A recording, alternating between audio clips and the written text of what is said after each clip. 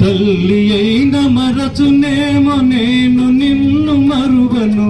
చూడుము నా అరచేతులలో నిన్ను చెక్కియున్నాను నీ పాదము తొట్టిల్లనీయను నేను నిన్ను